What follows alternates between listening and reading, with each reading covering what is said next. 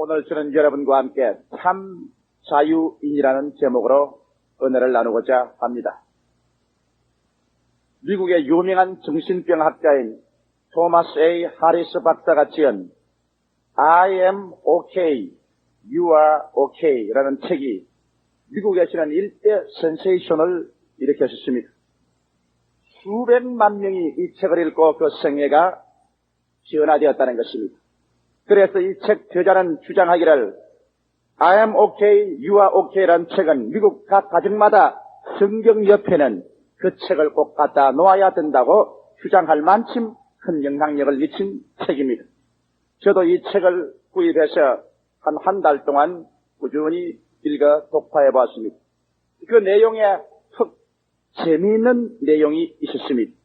그 전체적인 내용이 뭐냐면 우리 자신을 자유케 해야 참 행복이 온다는 심리 분석적인 방법인데요. 그 사람이 발견한 특별한 것은 뭐냐면 우리 모든 사람들 속에는 세 가지 자아가 들어있는 것입니다. 그래서 하나는 parent, 그 다음에는 adult, 그 다음 child라고 말하는데 이걸 PAC 법이라고 말합니다. 그건 뭐냐면 우리가 부모님이 오래전에 세상을 떠났다고 할지라도 그러다 우리가 자랄 때 부모님 밑에서 성장한 관계로 부모님의 영향력, 그 부모님이 우리와 같이 살면서 말씀하고 가르치고 생활하는 그 모든 교훈이 마치 컴퓨터에 전부 기록된 것처럼 우리에게 부모의 모습에 기록되어 있다는 겁니다. 여기에 전부 테이프에 녹음이 되어 있어서 우리가 일생 동안 어른으로서 성장해서 사는 동안에 모든 우리의 사고와 언어와 행동과 결정에 이 부모의 테이프 레코더가 자꾸 간섭을 하고 영향력을 미친다는 겁니다. 그렇기 때문에 좋은 부모를 가진 사람, 훌륭한 부모, 모범적인 부모, 아주 사회 지혜가 밝고 도덕적으로 올바른 부모를 가졌던 사람은 그 데이터가 테이프에서 자꾸 여기에서 녹음이 되어서 우리 현재 있는 어른된 성년 우리에게 영향력을 미치기 때문에 우리가 말하는 것이나 생활하는 모든 결정에 큰 도움이 된다는 겁니다. 그러나 만일 부모가 잘못되었으면 우리의 생활을 망쳐놓는다는 것입니다. 그 부모의 테이프가 나를 오염시킨다는 것입니다. 그래서 이 위에는 부모라는 큰 테이프 레코더가 늘 준비되고 있습니다. 그리고 중간에는 성령된 내가 있습니다. 모든 사물을 보고 이성으로 판단하고 결정 내리는 성년이 된 어른된 내가 있고 또 이 밑에는 누가 있냐면 내가 1살서부터 5살까지 자라는 동안에 이 가정에서 느낀 모든 어린 아이가 그대로 테이프 레코더에 수록이 돼가지고서 나에게 죽을 때까지 이게 어린 아이가 들어있는 것입니다. 그러므로 여기 조용기라는 사람 한 사람이 서 있으면 조용기가 있는 것이 아닙니다. 조용기 하나만 있는 것이 아니라 조용기의 아버지 어머니가 여기에 평생토록 테이프 레코더에 담겨 있습니다. 그리고 조용기의 어린아이 때 그 당한 어린아이가 전부 여기 테이프 레코더에 수록되어 있는 것입니다. 어린아이 시절이 행복했더냐 불행했더냐 어린아이 시절에 늘 불안하고 초조하고 짓눌렸더냐 이런 어린아이의 그 체험 감정 이러한 것들이 모두 다 여기에 수록되어 있습니다. 그래서 내가 이 세상에서 무엇을 하려고 하면 언제나 이 부모가 말을 합니다. 부모가 말을 하고 그다음 어린아이가 또 말을 합니다. 그래서 내 자신 어른이 이것을 분리를 못하는 사람은 이 PAC라는 이 심리학적 분석을 모르는 사람은 자기가 말을 하고도 이게 지가 어른이 말하는 것인지 아버지가 지금 시켜서 말하는 것인지 여기 어린아이가 감정적으로 억압을 해서 말하는 것인지 그걸 모른다는 것입니다. 그래서 사람이 말을 하면 자기 속에서 아버지 부모가 내린 말을 했다가 그 다음엔 자기의 어린아이가 일어나서 말을 했다가 그 다음 성령된 자기가 말을 했다가 그렇게 하는데 보통 때는 괜찮지만 중대한 문제를 결정해야 될 때 또 어려운 고비에 처했을 때 이 성년된 어른이 아버지도 좋은 것은 사용하고 좋지 않은 것은 아버지 가만 계십시오. 테이프 레코더를 중지시키고 이 어린아이도 그 감정에 좋은 것은 우리가 받아서 사용을 하고 감정이 나쁜 것은 야 가만히 있어. 잠잠해. 여기 네가 들어올 것이 아니야. 중지시키고 성년된 어른이 언제나 사리를 판단하고 사물을 정리해 나가야 그 사람이 참된 자유인이 된다는 것입니다.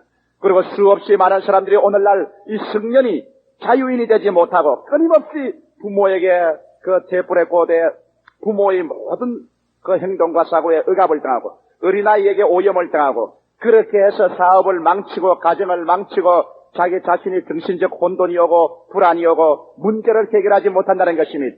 그러나 이 성년이 어른된 내가 성년이 딱 중심을 잡고서 어린아이하고 갈 때도 같이 가고 아버지 어머니하고 갈 때도 같이 가고 언제나 필요한 것은 사용하고 필요하지 않은 것은 제껴버리고 이렇게 해야 참된 자유를 얻고 참된 좋은 생활을 이루간다는 것입니다.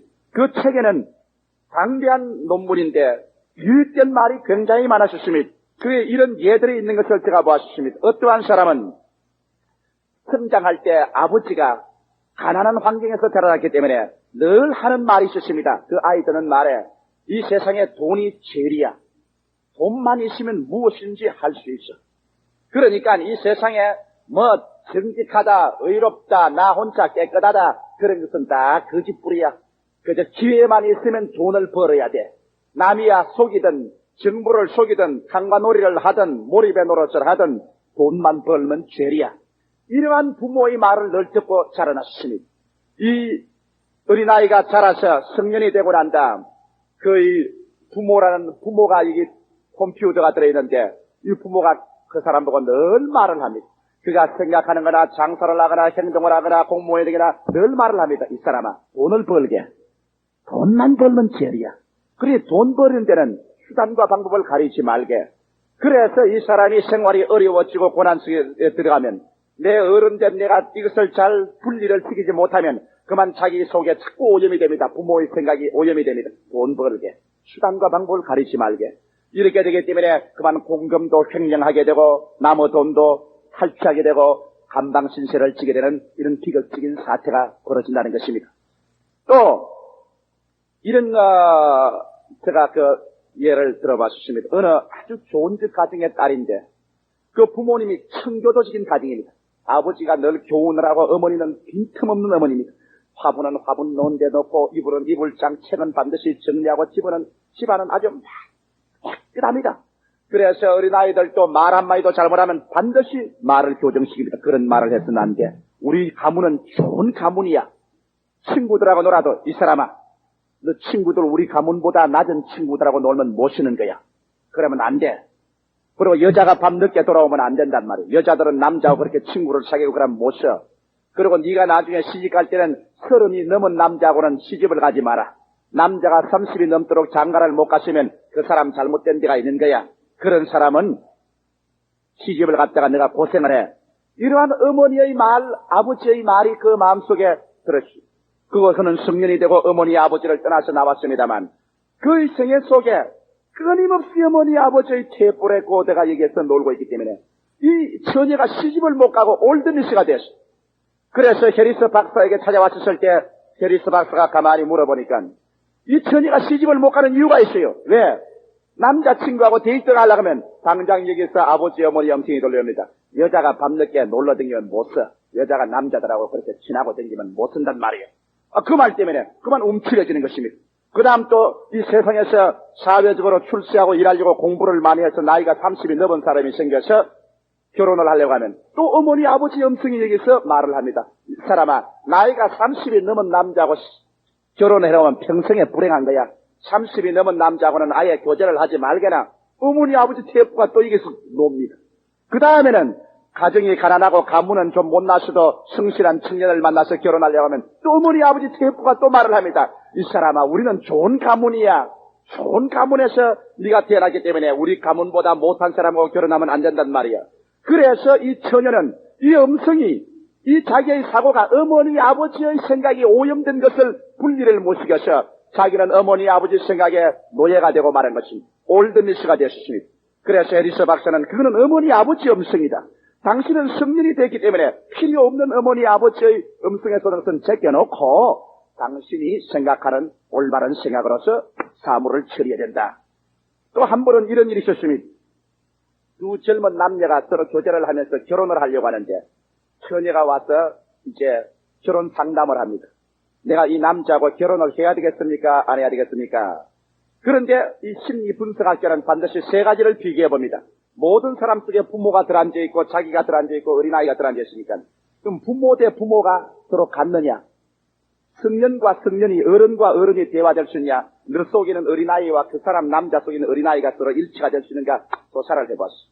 그래서 그러면 당신의 아버지 어머니는 어떠한 분이요? 그 처녀에게 물으니까 우리 아버지 어머니는 아주 정직한 분이었습니다. 아버지는 열심히 일을 하고 저녁 늦게 하더라고. 집안일은 어머니가 다 다스리는데 우리 집안은 우리 아버지가 바람을 피운 적도 없고 집안에서 큰 소리 한 적도 없고 쭉 화평하고 질서 있고 어린아이들은 부모에게 순종하고 어머니 아버지는 자녀를 사랑하는 좋은 집안이었습니다. 그러면 당신 상대자의 남자의 집안은 어떻습니까? 예. 그 남자의 집안은 아버지 어머니가 일찍이 이혼을 했어요. 남자가 6살 때 이혼을 해서 아버지는 떠나가고 아버지 영향력은 전혀 없지요. 어머니 밑에서 자랐는데 어머니가 하는 말은 늘 아버지 욕하는 것이 일이었습니다.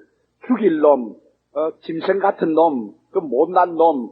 그래서 모든 아버지는 죽일 놈, 짐승 같은 놈, 못난 놈으로서 자랐었습니다. 그러므로 그 청년에게는 그 속에 있는 부모의 형상이라는 것은 완전히 찌그러졌습니다. 그러고 난 다음 좋습니다. 내가 이제 이 해리스 박사가 하는 말에 내가 보니까 당신 속에 있는 부모와 그 남자 속에 있는 부모가 도저히 일체가 안 됩니다. 대화가 안 돼.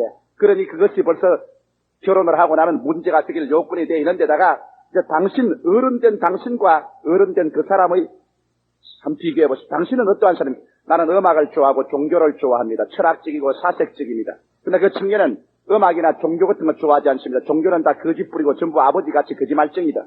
그러고 난 다음 나는 대학을 졸업했으나 그는 대학 1년에 중퇴를 했습니다. 그러고 난 다음 그가 좋아하는 것은 스포츠 운동이고 스포츠 차를 타는 것밖에 없습니다. 그러면 당신하고 그 사람하고도 대화가 잘 안 되겠군요. 그럼 당신의 어린아이 시절을 말해주십시오. 예, 나는 우리 어린아이 시기에 우리 아버지 어머니가 음하고 엄격했기 때문에 나는 늘 애정에 굶주려서 살았었습니다. 그러므로 어쩌든지 어머니 아버지의 애정을 좀 얻어보려고 아양도 떨어보고 애교도 해보고 그래서 나는 지금도 내 어린아이는 언제나 감정이 억압되고 애정에 굶주린 어린아이가 내 속에 들어있습니다. 그래요? 그럼 그 남자는 어떻습니까? 그 남자는 아버지 없이 자라기 때문에 엄마 품에서 완전히 망나니로 자랐었습니다. 달라는 것 다 주고 하라는 것 다 해주고 고함을 치면은 어머니가 설설 뛰고 그래서 그는 완전히 자기 중심으로 살았습니다. 그래요? 그래서 해리스 박사는 말이 당신 그 남자하고 결혼했다가는 일생에 불행할 것은 왜? 당신의 부모하고 그 사람 부모가 속에 있는 것이 맞지 않습니다. 당신의 부모는 언제나 경건하고 올바르셨습니다. 그 사람의 부모는 완전히 없습니다. 부모의 교훈이 없습니다. 그러므로 당신은 방탕하기 어렵지만 그 사람은 아무 교훈이 없기 때문에 방탕하게 될 수 있습니다. 당신은 철학적이고 사색적이지만 그 남자는 운동만 좋아합니다. 당신하고 앉아서 얼마 살지 않으면 서로 대화가 막히고 말 것이요. 당신의 어린아이는 상대방에게 의지하고 애정을 구하기를 원하고 상대방을 이해하려고 하는 어린아이가 들었지만은 저쪽 어린아이는 막 짓밟는 거요. 그렇기 때문에 당신하고 그 남자하고는 도저히 일체될 수가 없어. 결혼하면 당신은 파탄에 이릅니다. 그래서 결혼을 시키지 않았다는 이야기가 있는 것입니다. 그리고 이 해리스 박사가 하는 말을 보면은 수많은 우리의 문제들이 우리 여기 속에 있는 어른, 내 자신이 아버지나 내 속에 있는 아버지와 부모와 내 속에 있는 어린아이에게서 자유를 얻지 못하기 때문에 가정이 파탄되고 문제가 생긴다는 것입니다. 예를 들어 말하면 부부간에 결혼할 때 깊이 생각해보지 아니하고 저 사람 속에 있는 부모와 내 속에 있는 부모, 저 사람 속에 있는 어린아이와 내 속에 있는 어린아이 이 모든 것을 다 서로 알아보고 I am okay, you are okay가 돼서 결혼하지 않고 서로 한눈에 보아서 기분이 좋다고 결혼을 들어가고 난 다음에 나중에 그 결혼이 파손되는 이유가 있다는 것입니다. 왜?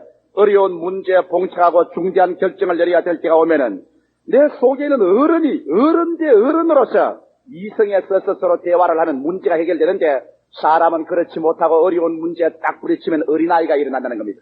남편이 하는 말이 여보 당신은 왜 밤낮 그 꼬락선이야? 당신 어머니가 그렇지만 당신도 그렇구먼. 이제 속에 있는 어린아이가 말을 합니다. 남편은 어른은 그런 비정상적인 말을 안 그러면 그 부인이 그 말을 받아서 허허 웃으면서 그 마음속에 어른이 그 말을 받아서 그래요 미안합니다 잘해보도록 하지요. 그러면 좋을 건데 그 속에 어른이 나오는 것이 아니라 어린아이가 같이 고함을 치. 뭐 어째 당신 부모는 어때? 아따 당신 아버지 정말 잘 낳았더라. 잔소리도 많고 아유 당신 어머니 밑에서 내가 고생한 것 생각하면 내가 빼가 갈려 그러면 뭐 어째 너 어머니는 어땠어? 너 어머니는 잘났어? 아따 너희 어머니 정말 잘났더라. 자 이제 어린아이가 일어납니다. 어린아이들이 가지고서 내 빵 쪽이 크지 그럼 아니야 내게 더 크단 말이야. 내 옷이 좋지. 아니야 너 옷이 더 좋단 말이야. 이제 어린아이가 일어나 싸웁니다. 그러면 그 부인이 말합니다. 내가 이게 시집 올 때 이 집안이 가난하고 형편없던 것, 내가 와서 콧물과 눈물과 고생 다 해서 집안 살림 이렇게 놓으니까 이제 나를 이렇게 구박한다고 크크 웁니다. 우니까 그것도 남편한 말이 뭐 어째 당신 시집 올 때 뭘 가져왔노? 내 친구는 보니까 시집 올 때 보니 자기 친정에서 집도 사주고 자기 아버지가 직장도 다 구해주고 다 줬는데 당신 뭐 형제 뭐야? 당신은 날 뭐 해줬어? 그렇게 목사님 앞에서 결혼할 때는 죽을 때까지 헤어지지 말자고 했다가 그 결과는 싸늘한 재판소에 가서 이혼 증서에 황 도장을 찍고 헤어지고 마는 겁니다. 수많은 이런 일들이 그 속에 일어나는 감정이 이건 어린아이다. 그래서 그 사람이 이 어린아이야 가만히 있어 잠잠해. 너가 일어나면 우리 가정이 파괴된단 말이야. 중간에 있는 어른인 내가 어린아이의 음성을 눌러버리고 정상적으로 서면은 어린아이에게서 자유로와 가정이 파탄해서 피할 수가 있다는 것입니다. 그리고 또 여기 아버지가 자꾸 말을 합니다. 벌써 20년, 30년 전에 부모가 자꾸 여기서 교훈을 합니다면 아버지 가만히 계세요. 요 사이 세상은 그게 안 맞아 들어가요. 옛날엔 맞았지만은 그러므로 가만히 계세요. 그래서 여기 어른이 중심에 딱 서서 내가 지금 하는 말이 아버지가 지금 말을 하는 것인지 내 속에는 어린아이가 지금 말을 하고 있는 것인지 이것을 분별해서 어른이 중심에 딱 서면 이 사람은 자유를 얻은 사람이 된다고 해리스 박사가 말했습니다. 그리고 이 어른을 자꾸 자유를 시켜야 된다는 것입니다. 부부간에 서로 대화를 하다가도 무슨 일이 생기면 여보 그 당신 지금 어린아이가 하는 말이요. 어른으로 돌아갑시다. 또 남편이 갑자기 너무 뭐 고답지게 되고 억압지게 되면 여보 그 당신 지금은 당신 아버지 어머니가 말을 하는 거예요. 당신이 말하는 것 아니요. 그러므로 당신에게로 돌아갑시다. 이렇게 해서 어른으로 돌아가고 부모나 어린아이가 지배하지 못하게끔 자유를 얻으면 그 사람은 자유로운 생활을 할 수 있다는 그런 내용을 기록한 책인데 수백만 부가 팔리고 수없이 많은 어려운 정신적인 문제를 정상적으로 해결하고 사람과 사람이 대화해서 감정에 휩쓸리지 아니하고 어린아이에게 휩쓸리거나 부모에게 휩쓸려서 일을 망쳐버리는 그런 일을 하지 않도록 사람을 정상적으로 풀어주었다는 그런 책인 것입니다. 저는 그것을 읽고 난 다음 깊이 감동을 느꼈고 저 자신도 많은 사람에게 카운셀링을 하는데 그 책이 도움이 되었습니다만 그러나 한 가지 제가 말씀하고 싶은 것은 자유와 해방을 얻은 이 어른 자체가 정말 자유로우냐는 것입니다. 오늘 조용기가 이 자리에서 조용기의 어린 시절에 어린아이가 여기에 발버둥을 치고 혹은 비이성적인 말을 하고 몸부림을 치고 그렇게 일어난다고 해서 그것에서 내가 이제 어린아이인 줄 알고 그거를 제거하고 자유를 얻었습니다. 어린아이가 말한다. 이건 나 안 듣겠다. 그 다음 우리 부모님의 청교도적인 여러 가지 교훈, 여러 가지 윤리, 여러 가지 도덕적인 가르침이 혹은 나의 현실 생활에 중요한 도움이 되지만은 이 데이터가 또 내 현실 생활에 맞지 않을 때는 이것을 좀씩 가만히 계십시오. 제껴놓고 난 다음 내 스스로 일어날 수 있는 내 어른의 자유를 얻었다고 하지만은 그 조용기란 어른 자체가 스스로 여러분 자유로우냐는 것입니다. 그렇지 않습니다. 오늘날 여러분 이 해리스 박사의 책이 수없이 많은 사람들을 자유롭게 했다 하지만은 진실한 자유는 그것만 가지고 오지 않은 것입니다. 나는 오늘 이 시간에 예수 그리스도의 말씀에 너희가 진리를 알지니 진리가 너희를 자유케 하리라. 하나님의 아들이 너희를 자유케 하면 너희가 참 자유를 얻겠다 했으므로 여러분 우리 속에 있는 성년된 어른이 참 자유를 얻으려면 하나님의 아들 예수 그리스도를 만남으로 말미암아서야만이 비로소 진실한 자유를 얻게 되는 것입니다. 왜 우리가 하나님의 아들을 만나야 진실한 참 자유를 얻는가? 제가 4가지 이유를 말씀해 드리겠습니다. 첫째로 모든 사람들은 태어날 때부터 그는 탐심의 노예가 되어서 태어나는 것입니다. 사람들의 마음속에 탐심이 있어. 그래서 사도 바울 선생도 로마서 7장에 그가 몸부림치는 것은 내가 탐심으로 말미암아 몸부림을 친다고 말한 것입니다.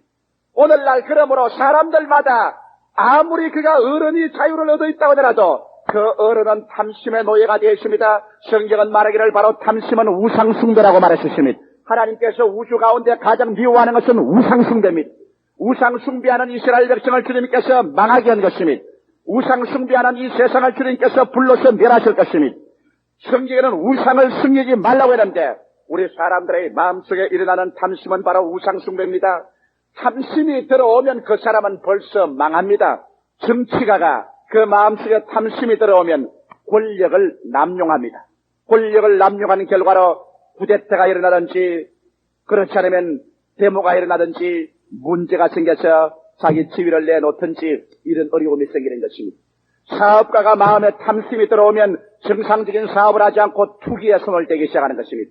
그래서 정상적으로 자라나섰으면 그 사업이 잘하고 재미있게 살아갈 그 가정생활이, 그만 사업가가 탐심이 들어와서 자기가 갚지도 못할 고액 차관을 가져오고 비싼 이자를 물고 사업이 안 되는 것을 계획했다가 왕창 넘어져서 자기도 망하고 국가에도 손실을 가져오고 파멸을 가져옵니다. 탐심이 들어온 가정주부는 자기의 가계부에 적자가 나는 것을 계산하지 아니하고 이웃에서 좋은 냉장고를 들어왔으니 우리도 들어와야 된다. 이웃에서 좋은 옷을 샀으니 우리도 사야 되지 않겠는가. 이웃의 자녀들은 좋은 사립학교에 가시니 우린들 사립학교에 왜 못 보내나. 그래서 강제로 사립학교를 보냅니다. 탐심으로 말미암아 가계부의 적자를 뛰어넘어서 일을 하려다가 가정경제가 파탄에 이르고 마는 것입니다. 이와 같이 여러분, 탐심은 우리를 묶어서 지극히 불행하게 만들어버리고 마는 것입니다. 아담 하와가 타락에 든 근본적인 원인이 여러분 탐심이 있는 것을 압니까? 하나님께서 아담과 하와를 위해서 보기에도 아름답고 먹기에도 좋은 것을 나게 하시고 상함도 없고 해함도 없는 에덴을 지으셔서 아담과 하와가 살게 하셨습니다. 하나님을 믿고 순종해 살면 그들에게 부족한 것이 없었습니다. 그런데 마귀가 그들을 시험할 때 탐심을 가지고 시험했었습니다.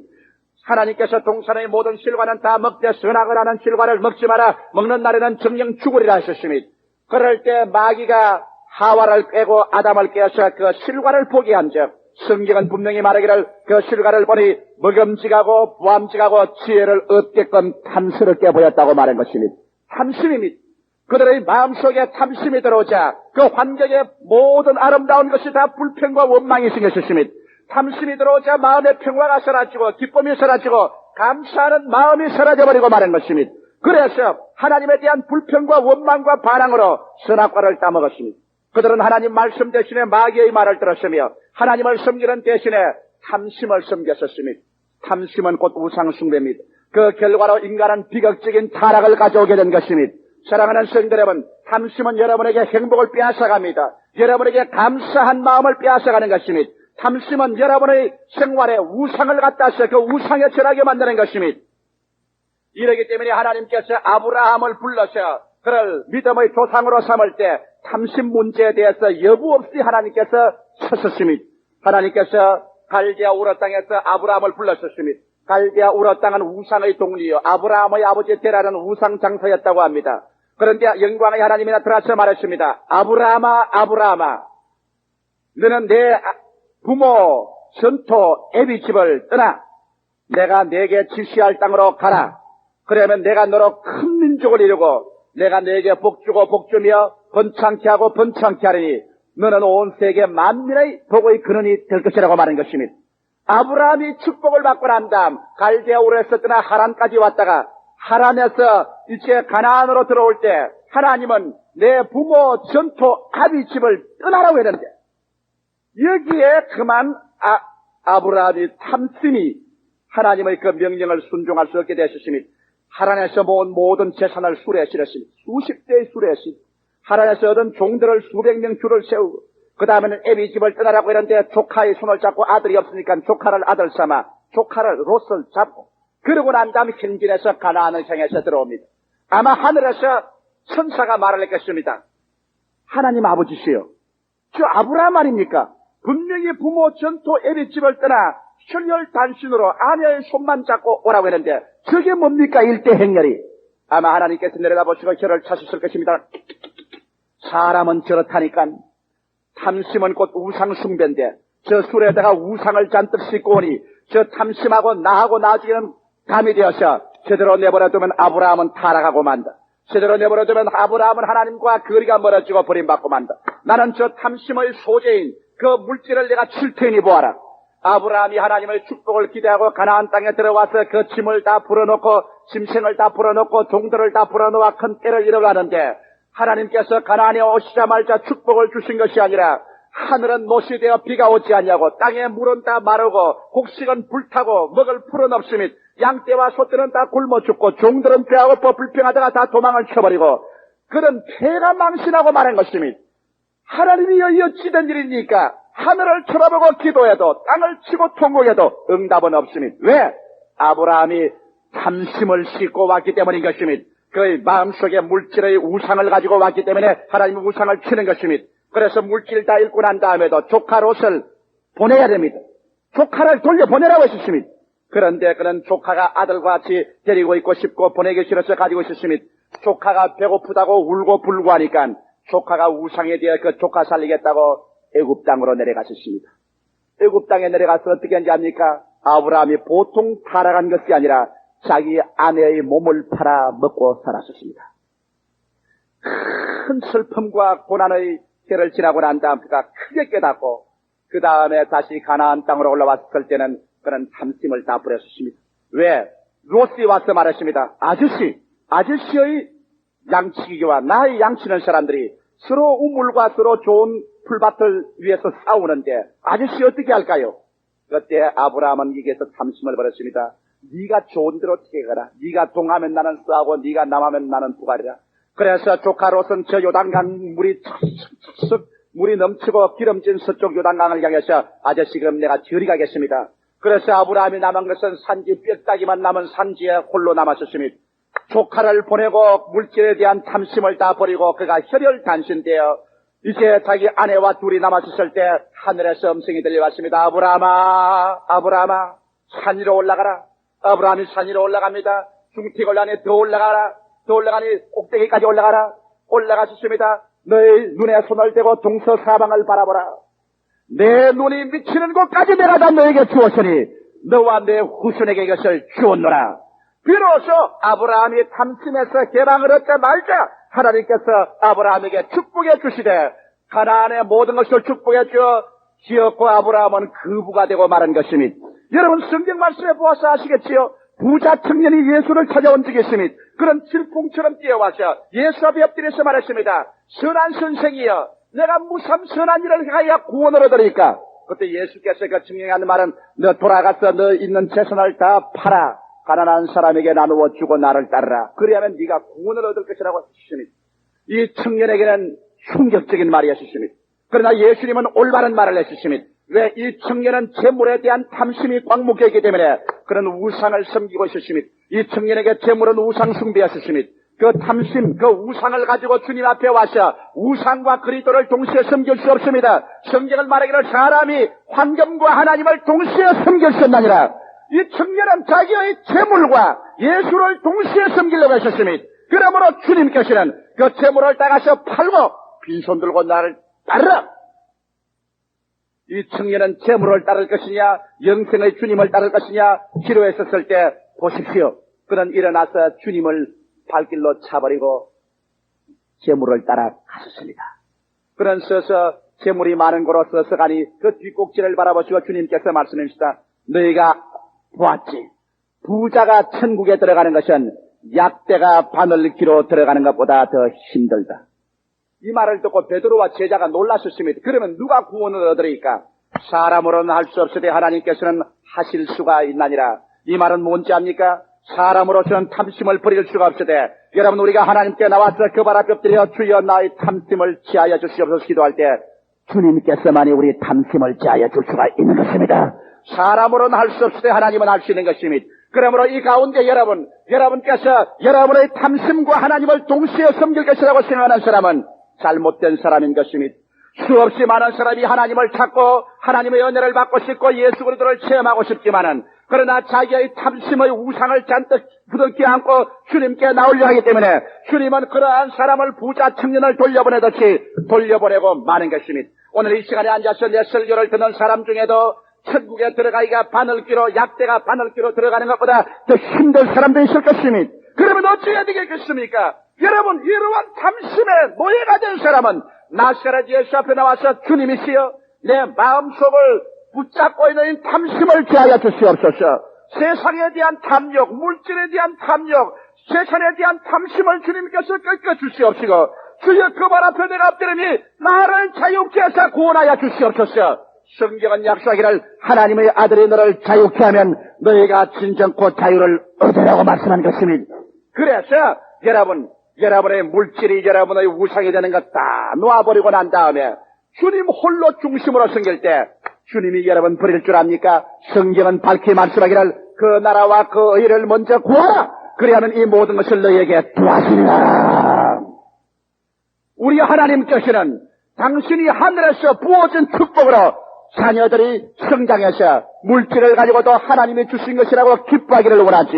세상에서 얻어서 그것이 탐심이 되어 우상이 되어서 내가 혹시 예수 믿다가 물질에 손해가지 않을까 해서 조금만 손해가면 하나님 내 발길로 차버리고, 조금만 하나님 사업에 물질 내놓으라면 또 하나님 앞에 대항하고 발길로 차고, 이러한 사람을 하나님께서는 원치 않은 것이니, 이러므로 오늘 승인된 여러분과 내 자신이 참된 자유를 얻고 행복하게 살려면 탐심에서 자유를 얻어야 되는 것이니, 탐심 없이 아내를 사랑하는 남편, 탐심 없이 남편을 사랑하는 아내, 탐심 없이 자녀를 사랑하고, 자녀는 부모를 사랑할 때 무슨 재산 상속이나 주지 않았냐 하는 탐심을 가지고 부모를 생각하지 말고 탐욕에서 벗어나 참된 자유 가운데서 부모의 사랑, 부모 자식의 교제가 이루어질 때 거기에 참 행복이 다가오는 것입니다. 둘째로, 성년된 우리가 참 자유를 얻기 위해서는 죄의 습관에서 자유를 얻어야만 되는 것입니다. 우리가 모두 다 죄인 아닙니까? 죄인 아닌 사람이 누가 있습니까? 성경에는 모든 사람이 죄를 범하였으니 하나님의 영광에 이르지 못하느니라고 말씀하셨습니다. 죄를 짓지 않은 의인은 한 사람도 없습니다. 그러나 예수 그리스도의 십자가 앞에 나와서 예수의 보혈에 우리가 목욕하셨을 때 예수의 피로 말미암아 우리는 죄책에서 놓여났습니다만, 죄책에서 놓여났어도 죄악의 습관이 우리 속에 참호를 파고 들어앉아서 자꾸 죄 속으로 끌어가는 일이 많습니다. 그러기 때문에 바울 선생이 말하기를 내 마음으로는 하나님의 법을, 육신으로는 죄의 법을 승리노라. 오라 나는 공고한 사람이로다. 이 사망의 몸에서 누가 나를 건져내려고 하는 것입니다. 수없이 많은 사람들이 자유인인 줄 생각하고 있지만은 실상은 자유인이 아니고 그 가운데 있는 성년된 어른된 자기가 죄악의 사슬에 묶여서 죄악의 습관에 묶여서 끌려가는 사람이 얼마나 많습니까? 저는 아주 무죄하고 그것은 죄가 아니라고 한 것에도 묶여서 그는 하나님을 멀리 떠나는 사람 보았습니다. 여러분, 요사이 이 고급 사회에서 유행하는 낚시. 한 가정에서 예수를 믿었습니다. 그 남편도 예수를 믿었는데, 이 남편이 수요일 날은 교회를 나오는데 주일날은 안 나와요. 그래, 왜 주일날 안 나오는가 하고서 집에 가서 물어보니까 주일날은 낚시를 간답니다. 그 낚시를 안 가고서 교회에 나올 수가 없느냐? 그가 하는 말이 낚시가 자기 마누라보다 더 좋답니다. 낚시 던져서 고기가 물고서 땡기면 물을 착착착 치면서 쫙 땡겨는 거 보면 이건 뭐 자기 마누라보다도 좋고 자식보다도 좋대요. 낚시에 미쳤어요. 그래서 저희들이 가서 안 된다고 기도하고 낚시를 버리고 하나님 중심으로 살아야 되겠네. 그 다음부터 고민을 합니다. 주일날 아침 4시쯤 되면은 낚싯대하고 낚시통을 잡고서 앉아가지고서 고민을 합니다. 낚시를 가야 되나, 교회를 가야 되나, 낚시를 가야 되나, 교회를 가야 되나. 이러한 것도 여러분 자유를 묶어놓는 것이 되고 마는 것입니다.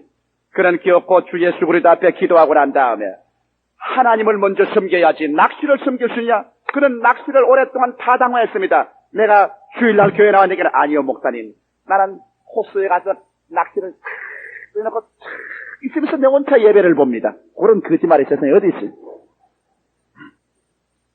죄악을 타당화하면 그 죄에서 노연함 받지 못합니다. 그는 기어코 낚싯대를 끊어버리고 그는 교회에 나오게 되고 훌륭한 하나님의 자녀가 되셨습니다. 나는 또 한 가정을 보았어요. 그 가정은 이상하게 비만 오면 교회 나오거든.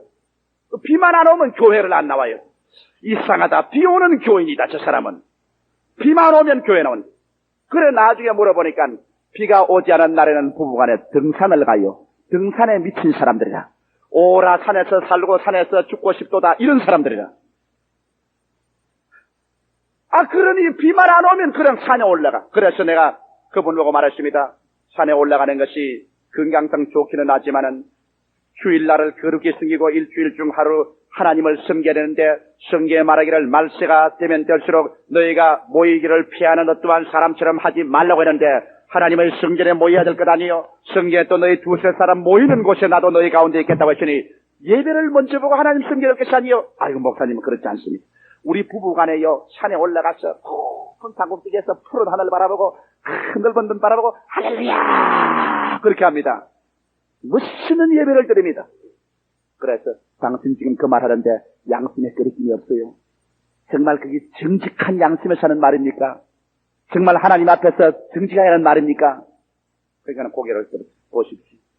당신 타당화하고 변명하는 것이 그게 정직한 말입니까? 그 우상에서 당신 꺼내야 된다. 그것이 죄악의 뿌리입니다. 그로 말미암아 신앙은 떨어지기 시작하는 것입니다. 어떠한 가정의 한 가정은 그 부인 부부간에 다 예수를 믿고 회개를 했는데 그 부인이 이기지 못하는 죄가 하나 있습니다. 요겁니다. 남편이 월급만 타오면 요구를 합니다. 그래서 그냥 홀짝 날려버리지. 어떤 때는 또 좀 벌어오기도 하지만은 어떤 때는 홀짝 날리고 그냥 눈에 핏대가 남편이 그 부인 앞에 꿇어 앉아가지고 두 손을 가 빌고서 여보 제발 살려줘 제발 당신이 이렇게 하면 어떻게 하나 내가 당신하고 이혼하고 싶어도 자식들이 이렇게 있으니 이혼도 못하고 이걸 어떻게 하나 제발 살려줘. 그럼 부인이 또 같이 울어요. 같이 울고 남편이 또 데리고 오면 교회 와서 내게 또 안수를 받아요. 안수를 받아도 소용이 없는 것이 그 중심에 자기가 이렇게 하는 것이 죄라는 것을 인정하고 타당화를 하지 말아야 되는데 그가 하는 말이 늘 이러거든. 이게 뭐 죄입니까? 취미로 하는 것인데 재미로 하는 것인데 뭐 그렇다고 잘못해서 남편 한 달 월급 날렸는들 또 그게 뭐 죄입니까? 그럽니다.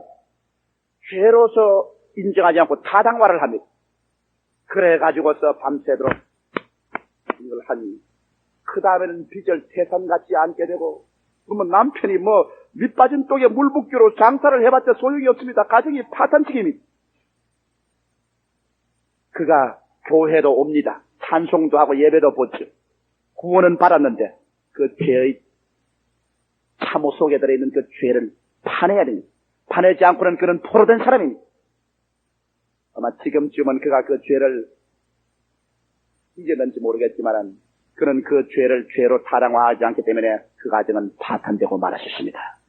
여러분 죄라는 것이 그렇게 쉬운 건 아닙니다. 죄에 포로된 자는 자유가 없습니다. 내 신앙상담에 어떤 우리 교회 착실히 나오는 분 한 분 나와서 신앙상담에 앉지만은 앉자마자 두 발자라고 저기 가서 아이고 목사님 나 살려주소. 그래서 아니 무슨 말을 해야 살려주지 말도 안 하고 가슴만 치면 이겨네. 목사님 나 구원을 받았어요. 나 은혜도 받았어요. 참 좋아요. 그런데 내가 술 먹는 마귀에 들렸어요. 그래서 그 뭐 사회생활 하자면 한두 잔 마실 수도 있지. 뭐 그것 때문에 그렇게 아이고 목사님 한두 잔 마시면 문제가 아닌데 나는 방 안에 하나님도 못 보고 사람도 못 보게 문 딱 닫아놓고 막 병채로 들이킵니다. 막 병을 가지고 부어 넣어요. 목사님 한 병 하나만 부르게 하면 두 병 세 병 있는 대로 다 부어 넣습니다. 목사님 나는 어떻게 해야 됩니까? 그는 자유인이 아니었습니다. 그는 수입도 괜찮은 사람이고 사업도 꽤 잘하고 자기 부인도 있고 자식도 있고 교회도 나와서 구원을 받았습니다만 죄의 포로였습니다. 술 먹는 습관의 포로였습니다. 우리가 기도하고 그는 그것을 죄로 인정했습니다. 타당화하지 않았습니다. 나는 죄인입니다. 그러고 난 다음 기도하자 그 술이 떨어지고 마는 것입니다. 그는 자유인이 되어버리고 마는 것입니다. 그는 자유를 얻은 것입니다. 여러분 수많은 사람들이 예수 믿고 구원을 받고 난 다음에도 사잘구레하게 성 잘 내는 것 남의 흉 잘 보는 것 거짓말 잘하는 것 그런 이러한 것들이 죄로 인정을 하지 않습니다. 그러나 이런 것들이 여러분의 자유를 구속합니다. 자유가 없는 사람은 참 행복한 생활을 할 수 없습니다.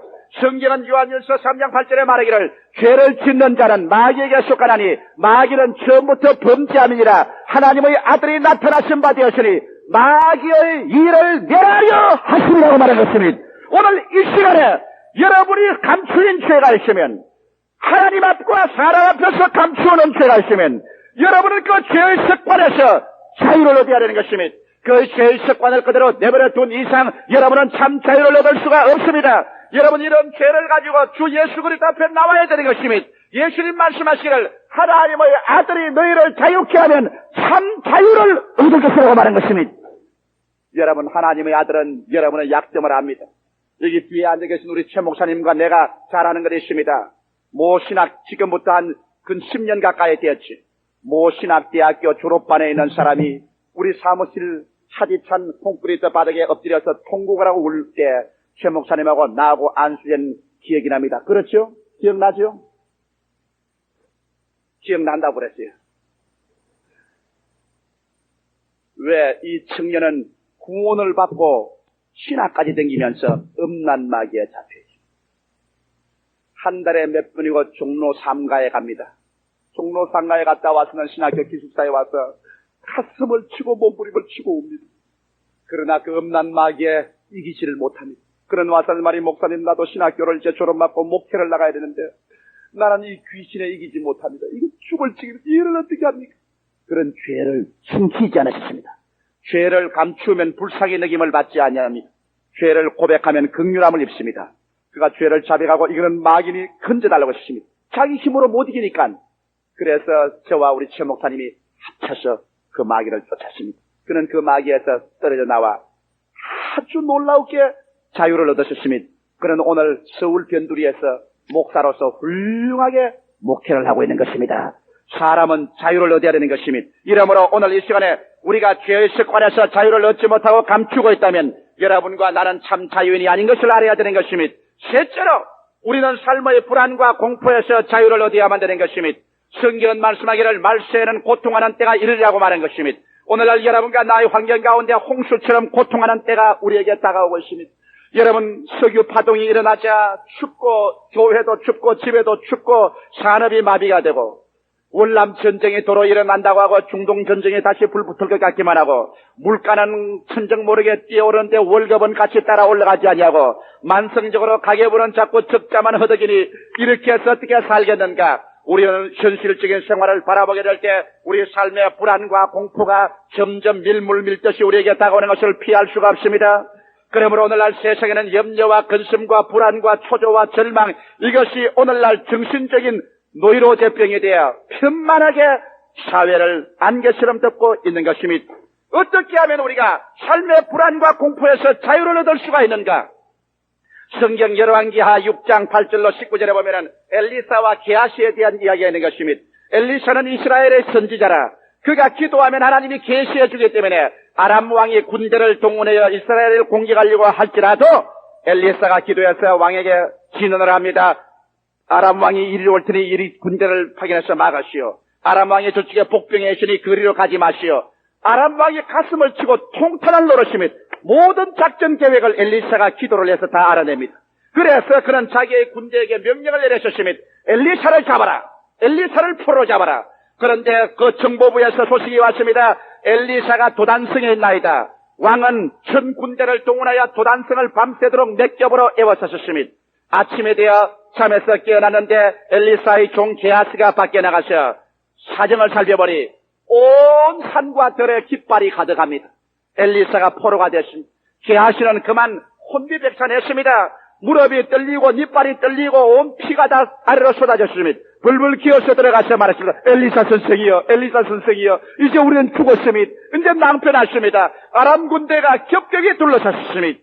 그때 엘리사는 잠시 묵상하고 기도하더니만 얼굴을 들어 웃으면서 하는 말이, 이 사람아, 우리하고 계시니가 저들보다 더 많다.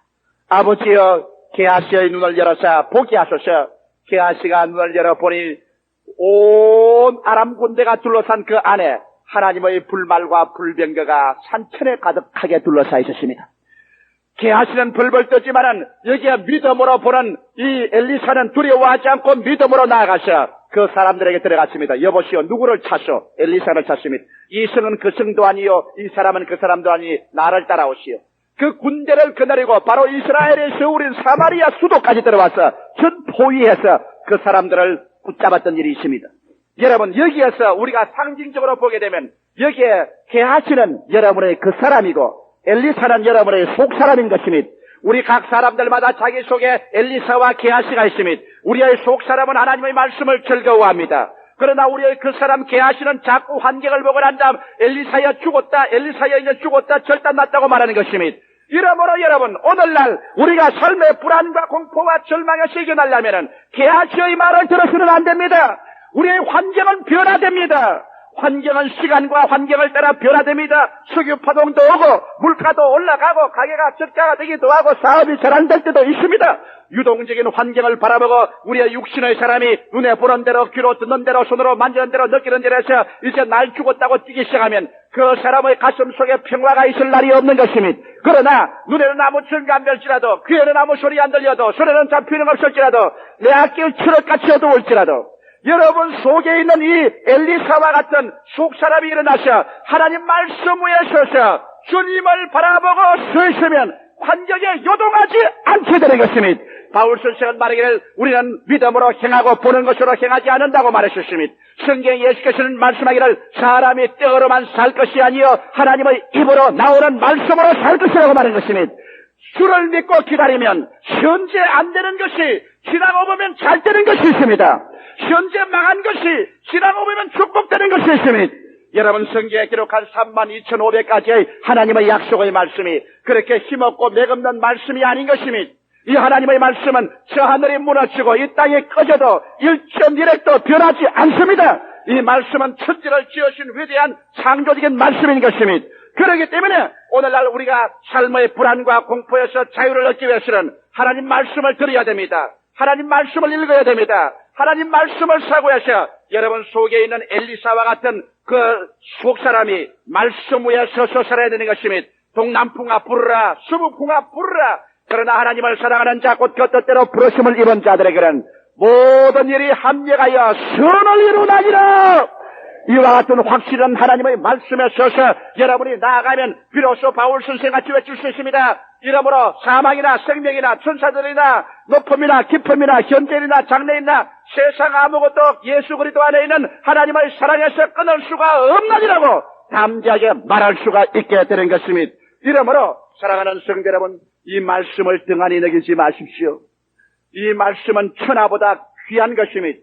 그리고 이 말씀은 살아있는 말씀입니다. 운동력이 있습니다. 홍과 영과 및 관절과 골수를 짜깁니다. 이 말씀은 그대로 믿고 나가는 자에게 현재도 이루어지고 하나님께서는 그 따르는 표적으로 말씀을 확실히 증거해 주십니다. 이렇기 때문에 여러분께서 예수 그리스도를 진실로 체험하고 말씀 위에 서면 불안과 공포를 이길 수 있는 것입니다. 어떻게 예수를 체험합니까? 예수를 구주로 모셔서 구원을 받을 뿐 아니라 여러분이 성신으로 충만한 세례를 받아 성령이 충만하여 성령이 말하게 하심을 따라 다른 방언으로 말하는 이러한 신앙적인 체험을 하고 나면 하나님의 사랑이 여러분 마음 가운데 부은받아 내가 하나님을 뜨겁게 사랑하고 하나님이 날 사랑하는 줄 알면 여러분께서 좀 전에 찬송 부른 것처럼 주의 사랑 비칠 때 기쁨 오네 근심 걱정 물러가고 기쁨 오네 염려와 불안 대신에 마음속에 기쁨이 가득해지는 것입니다. 환자집에 돗자리를 깔고 앉아서도 마음의 기쁨이 가득하고 소망이 넘칩니다. 내일은 오늘보다 다음 달은 금번달보다 명년은 금년보다 잘 살 수 있는 소망이 가득해지고 믿음이 넘쳐납니다. 그리고 주님은 말씀하시기를 내 믿은 대로 될지어다 말씀하시는 것입니다. 넷째로 우리가 참 자유의 사람이 되기 위해서는 마지막 죽음에서 자유를 얻어야 됩니다. 죽음이란 그림자는 어린아이 때 태어날 때부터 끊임없이 우리를 따라오는 것입니다. 자식을 길러본 부모 치면 죽음의 그림자를 생각 안 해본 부모는 없을 것입니다. 어린아이가 감기가 들리고 열이 나서 앓으면 부모의 마음에 그림자가 지나갑니다. 죽지 않으려는가 어찌할 수 없습니다. 나는 그런 생각이 가끔 납니다. 우리 집사람이 갑자기 많이 아파서 열이 펄펄 나니까 야 이거 호랩이 안 될라나. 사람이 자기의 죽음도 죽음이겠지만은 자기의 아내나 남편이나 자식을 가진 사람은 언제나 죽음의 그림자가 아말리에 우리의 모든 인격을 형성해 나가는 불안과 공포의 원인이 되는 것입니다. 이러므로 우리가 죽음에서 자유를 얻지 못하면 우리의 자유는 헛된 것입니다. 부귀 영화를 아무리 쌓아놓는다고 할지라도 병들고 죽어버리면 그것이 무슨 소용이 있겠는 것입니까? 이러므로 오늘날 우리는 죽음의 허무와 절망에서 자유를 얻어야 됩니다. 누가 이 자유를 주겠습니까? 철학적인 말이나 문학적인 수식으로 위로를 줘도 소용없습니다.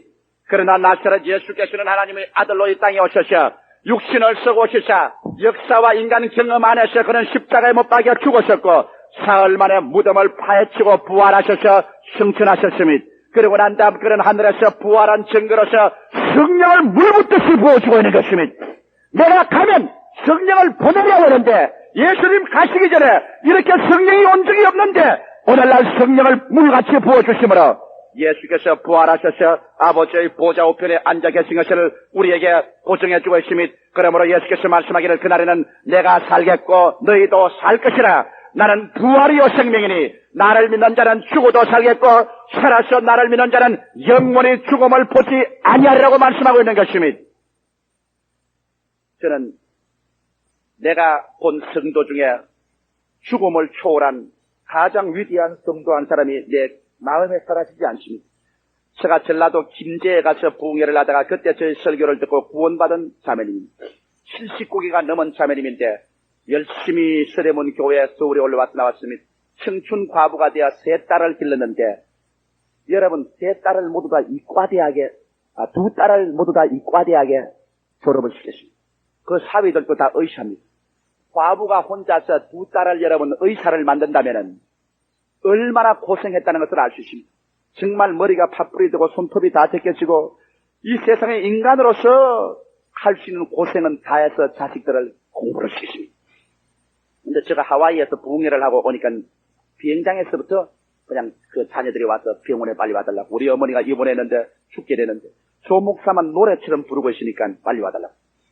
그래서 제가 병실에 들어가니까 뭐 전부 딸도 사위도 다 세브란스 병원 의사니까 죽실에 좋은 데 있어. 들어가자마자 뺏게 마른 손을 내밀고 날떴더니 눈물을 흘리면서 목사님 왜 그렇게 늦게 옵니까?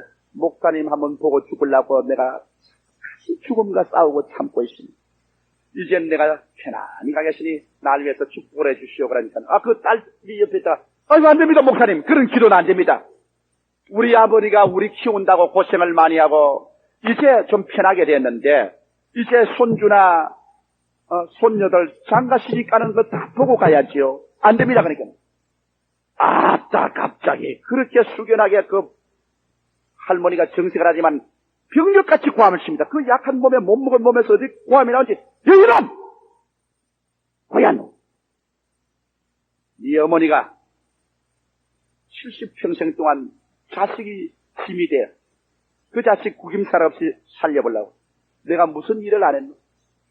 장사를 안 했나? 식모살이를 안 했나? 내가 중노동을 안 했나? 이제 내 일 다 했어. 이제 내가 내 딸에게 달 일 다 했어. 나도 이제 우리 아버지 집에 가서 나도 호강 좀 받고 사랑 좀 받고 나도 아버지 집에 가서 쉬고 싶은데 이 불효 막심한 놈. 지가 욕심만 차리고 지만 알고 너희 딸 너희 아들 장가 시집 가는 거 보기 위해서 날 보고 이 땅에 더 머무르란 말이야. 이 고얀 놈 불효 막심한 놈. 나도 우리 아버지에게 이제는 갈란다. 날 잡지 마라. 그러니 나를 보고 하더니 목사님 성경에 목사님 주일날을 설교하는 건 내 마음속에 다 간직하고 있습니다. 그 중에 더 뚜렷한 것은 요한복음 14장의 1절부터 너희는 마음에 근심하지 말라.